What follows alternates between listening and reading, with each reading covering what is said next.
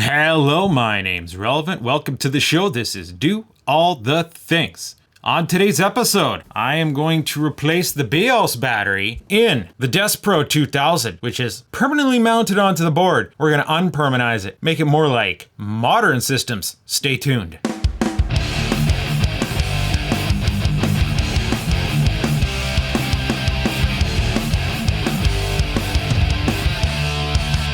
Now, I am pretty much done with this system. I can't think of anything else to do to it because it doesn't really do anything better than other systems that I have. You know, very proprietary, very set in its ways. That said, I'm putting it back into storage, but before I do, I want to sort out the BIOS battery problem so that we can maintain that status, preferably using a common coin cell, much like a modern system does.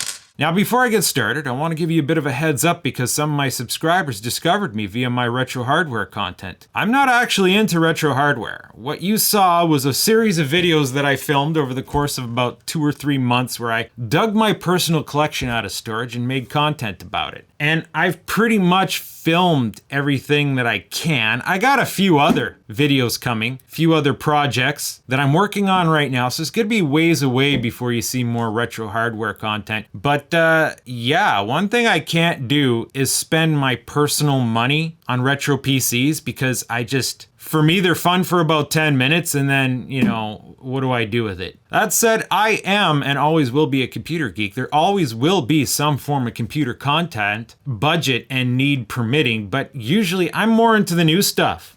I'm excited to get the new processor, the new NVMe, the new video card, and water cool it all.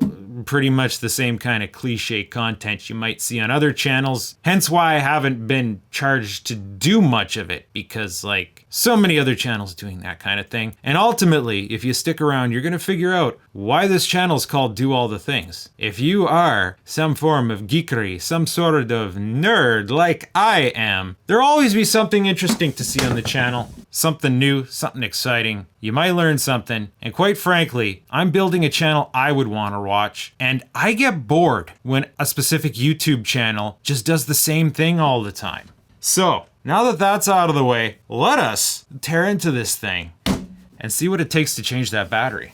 If I can remember how to take it apart. We're gonna need a little bit of persuasion, I think. There we go.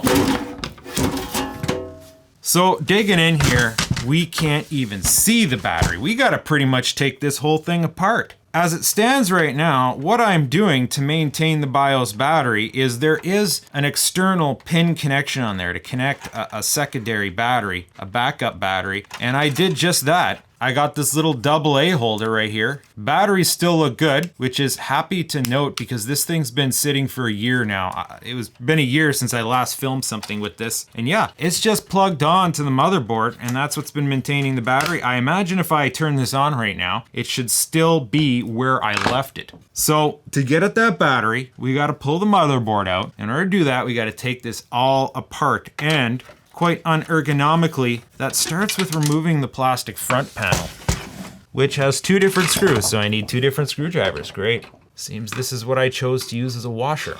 Yeah.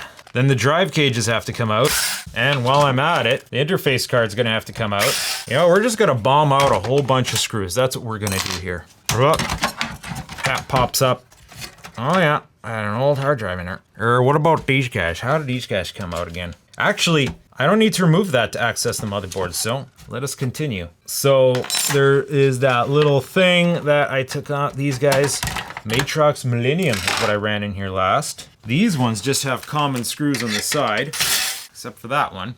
Now we're running into the Torx head screws here. Compaq, that's a thing that they did. Not sure what they were trying to accomplish by making them proprietary screws, but then you know what? If you are not a metric-inspired company and absolutely want to resist using the nice Robertson square, but you want a really easy and quick screw to work with, Torx is a logical choice. You know, hammering out how many thousands of these a day, let's face it, Phillips is just not as good.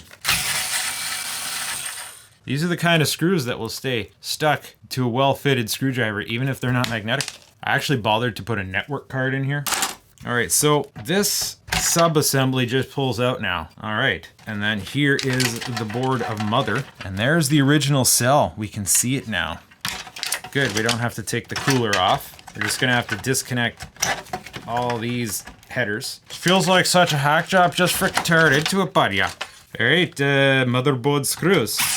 I don't think have I ever released the motherboard on this thing before? I'm not sure that I have. There is strange, weird standoff guy there. Oh, I feel another screw. Oh, it was hiding behind this heatsink. Well, that's probably the VRM from the day. Oh, front panel. Yeah, I bet you that's the VRM. And there we have it. Okay. Now, the funny thing is, I still have the battery attached to it, so like in theory, it shouldn't have lost power. Get these out of the way. It's clean underneath. All right, so what do we have here? Our target is this guy right here. Rayovac, looking old. 3 volt, BR2335. Ugh, we have to pull that out, which shouldn't be too hard. It's these 3 little pitons right here. And this is where it gets tricky, working on multi-layer boards. We're gonna assume that this doesn't have as much copper as modern boards, so it shouldn't need to take as much heat. What we need to do is start off by freshening up these joints with modern, fresh solder. Oh yeah, I feel this is gonna go easy. The only thing is, these terminals are bent downwards. Oh, they're bending upwards easily. Right there, we gotta watch that trace. Yeah, I don't even wanna go near that trace. Can we gently pry this off now? Pretty much. Need a bit more fresh solder to wet this joint. Ah, there we go. This thing looks physically larger than your typical coin cell, which when you consider how long these coin cells last in your computer, like, geez, sometimes you get 10 years out of these things. I don't blame them, I guess, for taking this approach. Like, this cell here, when fresh, could probably last the life of the machine. And, well, let's face it, they probably knew they were building a bit of a piece of crap that wasn't designed to last, so I guess they figured by the time this battery died, nobody would care anymore. As is the challenge always is, clearing out those tiny little holes. Get them fresh and molten and shuck. Oh, that worked well. This is nothing like changing the capacitors on that Pentium 3 board. That buddy was just full of copper. It just took so much heat to do anything. These ones are being slightly more of a nuisance. Why would that be? Where's the battery? Those are for the positive contacts, so. Oh, okay. 2 out of 3. Okay, those are mostly clear now. Sweep away the debris a little bit. Actually might rinse off some of that flux. Okay, we have 3 fresh clean holes now. We just have to determine which are hooked up because they're not all gonna be hooked up. Oh, they are all hooked up. Look at that. We got a crossbar bridging both of the positive contacts. And that's gonna be the primary negative contact there. We don't see what trace it's hooked up to on this side. And we don't see what trace it's hooked up to on this side, so it must be an internal trace. These boards are multi-layered, right? So we're only seeing a fraction of the amount of traces they actually have. So, solutions. This was removed from an old motherboard, actually not as old as this one, Pentium 3 era, but that motherboard is dead, so I don't think it needs its BIOS battery anymore. It better not, because I've been scrapping parts off that board for a while. Motherboards are an excellent source of MOSFETs, so the challenge is to get this mounted onto here. Second challenge is to determine positive and negative. Negative is the center one here, positive is the outer. So let's see how well it just fits if we just like try to YOLO bomb it in there. That goes in. The other contact, oh, it's so close. It's so close. It's like maybe if we bend it in. Oh, it's so close, bud. It's so close. How much can we tighten these tolerances? So let's bend that one in, bend that one in. Come on, let's get that through that hole. They fit nicely through the holes. Oh, we can force it. Like, oof. We just need this guy to move over just a touch. And it looks like it would be the most bendable. Let's see what we can get it to do. So I'm gonna grab it from here firmly. And I'm gonna do something like that. It's gonna make it a touch shorter, but let's see if that helps our situation. Oh yeah. Oh, it barely peeps through though. The alignment's damn near on though. Actually, that's gonna be good enough. So it sits a little wampus, but I see no reason why that wouldn't work. You know, here I was searching around the DigiKey trying to find a replacement part. And then I'm just like, why don't I just scrap a part? I gotta try to do a little bit of swaging. We got some sensitive contacts underneath there. Let me put some protective layer like that. I just want to give it a little squish down as much as it might go. And then that's pretty much the footprint there. I gotta take something to clamp it into place so it sits evenly. There's actually no traces where the clamp is. Now it should just be a case of soldering that down. We'll get the workpiece hot, start to melt solder in there. We want it to penetrate all the layers, so we hold it there for a moment. We got a little guy want to stick off there. I hate it when we get the little wisp. Need some Rosman schmoo. Let's do this one. Now, the only wild card is if I accidentally shorted something out while I was doing this. Not as in like, oh, you've blown the board, shorted it out, but like, you know, if you accidentally, while you're working on it, bridge the positive and negative contacts, that shorts out the battery in such a way that it can no longer do its job. So for that brief moment, you might end up getting a BIOS reset. Now we do have this battery hooked up here, but there's a possibility that this is in series with that in some way, shape, or form. So actually we can kind of confirm that. Just gonna try to clean some of this flux off. Let's take a multimeter to those terminals. So with the multimeters, let us test for voltage at these terminals. Not very much, if at all. Slowly going up, now down. That could tell us one of two things. Either no, we do not have a parallel power connection between there and there, which honestly would make sense. Or these batteries have gone flat. No, these batteries are definitely good. This board should still have maintained its memory. So, here's what we're gonna do now. We gonna grab ourselves a fresh battery. Give a little test. Yeah, tastes good. Flip this popper over. We're going to insert ourselves a new battery. And it's sitting there just fine. And now, this has a switch, which is good because I needed to reclaim this component for another project I'm working on. Basically a motion sensor activated night light so I can find my glass of water in the dark at night. Stay tuned if you find that interesting. Actually, I might be posting this video astronomically earlier than that one, so stay tuned anyway. It'll be here in a year or two. All right, so lettuce and tomato. Pop this popper back into the case, which should be as easy as taking it out. Right. Hey, good thing there was nothing in there, right? Right. Actually, this is an excellent opportunity to do a little bit more deep cleaning here, because we got fuzzies. You got some fuzzies in some corners here that we weren't able to get to before. Something just occurred to me. We got a BIOS beeper. Oh, this thing's designed to beep and give you a failure mode if something goes wrong with it. Probably temperature sensitive, so I have a separate alarm beeper in there, which I don't know if I care to leave behind. But I don't see why that beeper could not activate the built-in speaker if it wasn't for the fact that it, you know, has pin conflicts. That also means there's a jumper cable somewhere. Whatever, it doesn't need an alarm. Let's get this put back into place. I think I do recall Pentium being back in the era in which if your CPU heatsink did fail, you might actually burn out your CPU. I can't remember if Pentium had overheat protection on it like our modern CPUs do. I don't even remember what processor I put in here last.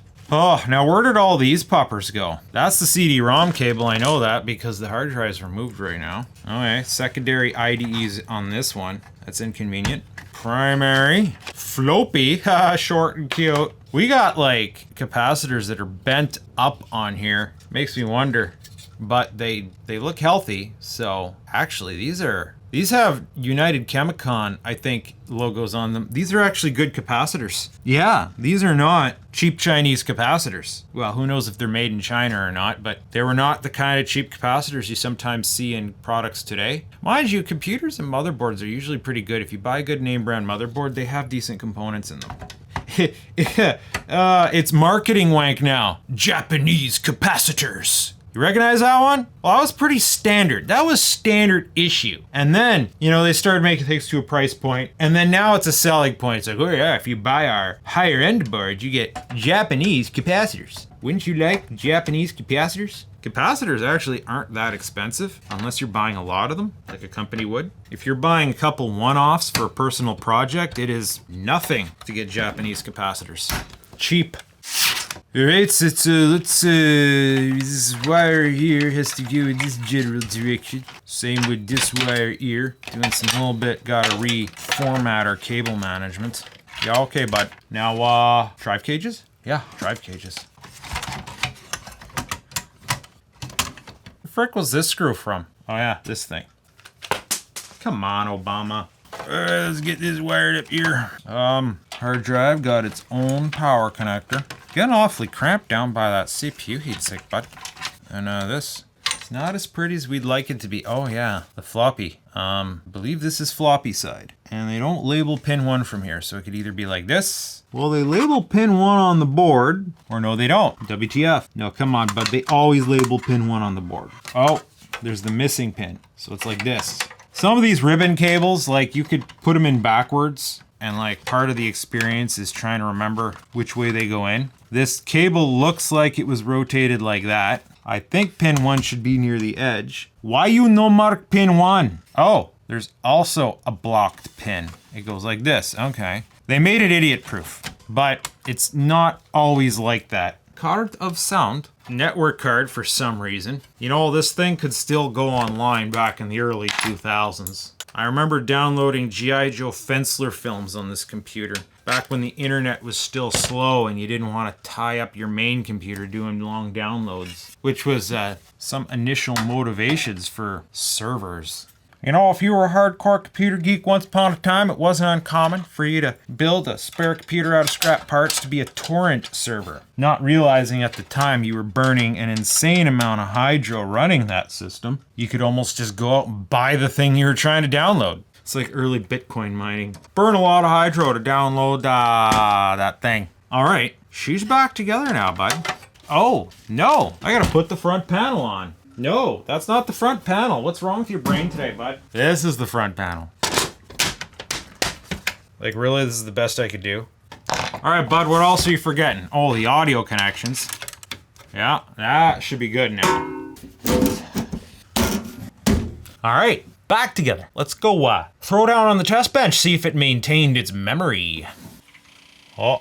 Deskpro 2000. Is that it? Oh wait, this is an old computer. It takes forever to boot up. I remember now. Or do I remember? This feels abnormal even by its standards. Watch, I just bricked this board.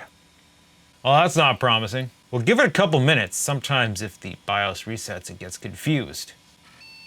Oh, system options not set, time and date not set. Okay, it seems that we did generally undo our settings. 3 gig drive, invalid checksum. Default values loaded. Okay, now do we have the F10 option? We should at some point. F10 setup. Now I do believe I had everything correctly set up BIOS-wise on the hard drive. As you know, this computer stores its BIOS on the hard drive, not on a ROM. So you have to install all this software before it does anything. Oh, I got a Pentium 200 in here. Where do I set the time and date, bud? There it is. Okay, it is definitely not that. It's the 4th, it is the 04th of the 21 of the 2022. And the time is 6:11 p.m. Okay. Wait, what was that? Post messages, descriptive clean mode. I never noticed that before. Let's see what descriptive mode is. Save changes and exit. Exit from this utility. Oh, come on now. There we go. Okay, so there was a significant delay on startup, but still working. That's promising. Wonder how long the power supply will last on this. We no longer are getting error, and we didn't get much of a description on the setup. Apparently I had Windows 2000 on here last. Oh, it's all about that grind.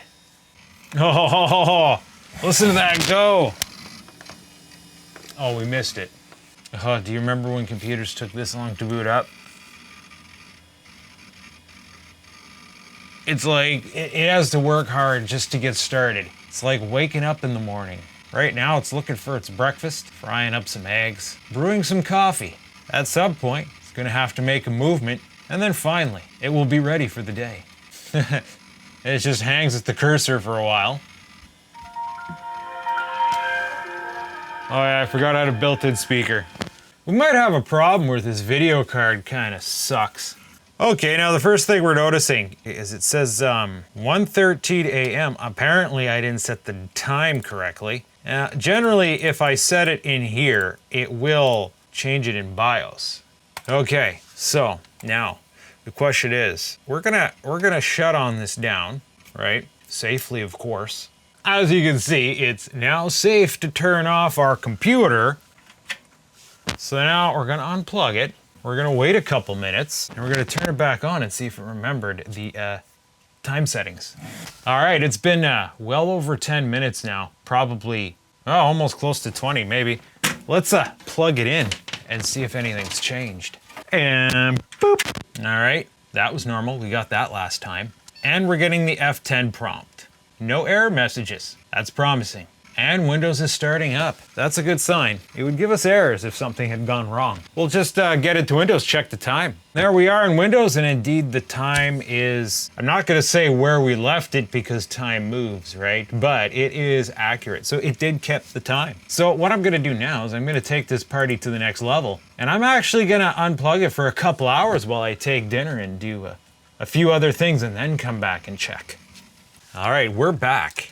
And it is many hours later. I think it's safe to say if it still boots up normally and holds its time now, then this battery mod worked and we're good to go. So let us find out.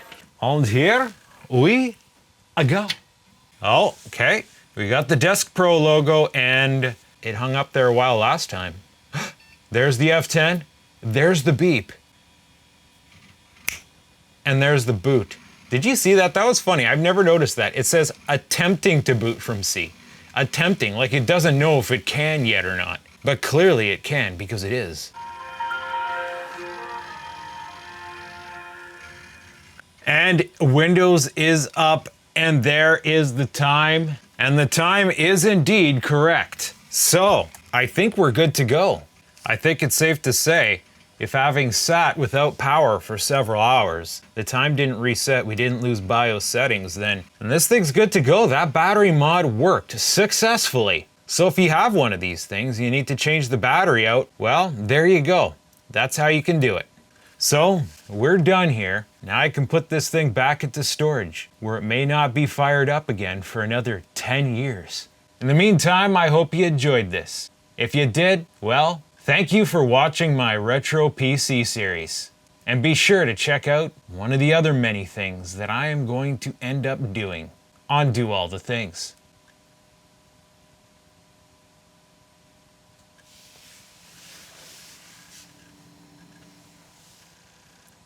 Sound leaning in?